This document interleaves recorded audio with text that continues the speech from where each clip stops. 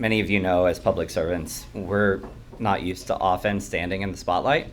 So I just want to appreciate and really acknowledge everyone who stood up here tonight for their stories. They've impacted me. I'm sure they're impacting many others and those dedicated in service. So I also want to just acknowledge my appreciation for Healthbeat, Manuel's Tavern, and Georgia Health Initiative for sponsoring us tonight, for our stories. Once public health, always public health. So I know I'm surrounded by familiar hearts, a collective family, and one that reaches deeply into the soil to preserve the roots of the work we've done. I was a career scientist at the CDC, Centers for Disease Control and Prevention, for 9 years, and a public health professional for over 20 years. I had my aha moments over many of those, so I'll tell you just a few of them. First aha moment was when I was 10 years old. I was sitting on the couch with my grandmother, watching a movie, as we did every time I visited.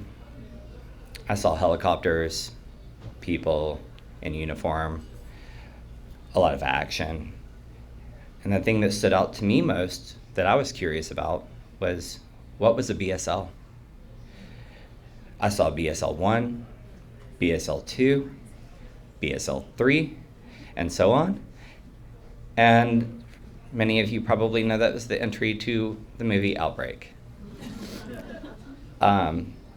If you don't know, BSL stands for biosafety level, 1 being the lowest.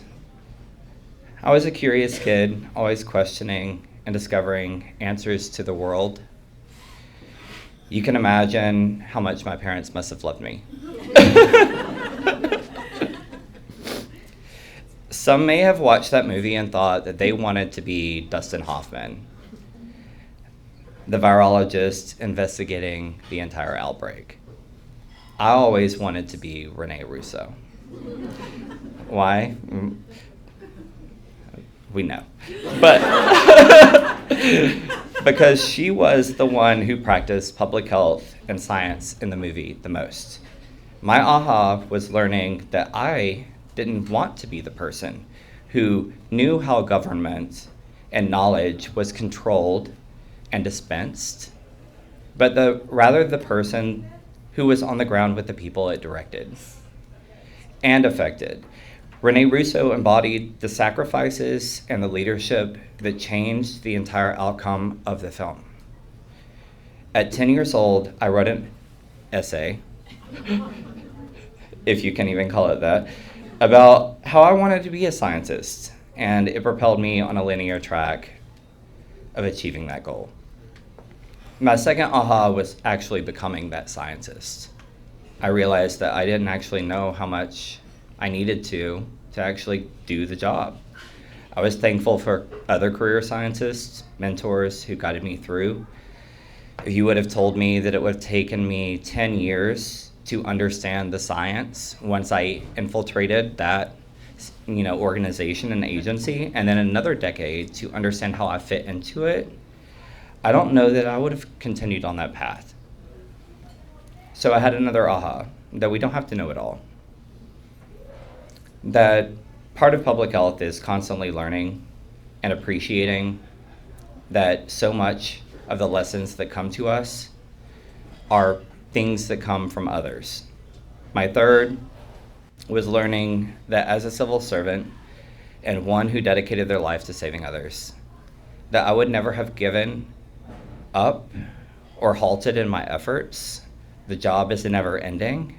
And so to relate back to my first movie, Outbreak, my second was the never-ending story.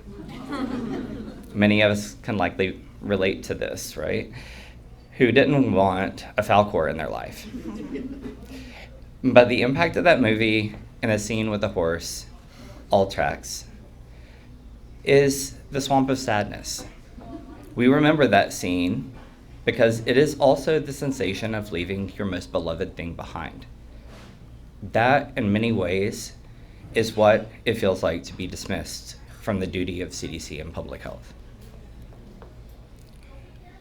With all that said, I continue to question, to be curious, to investigate, analyze, and report on my life, assessing others who need information, and to support the wider communities that rely on us and our strongest efforts. Because who am I without everyone else?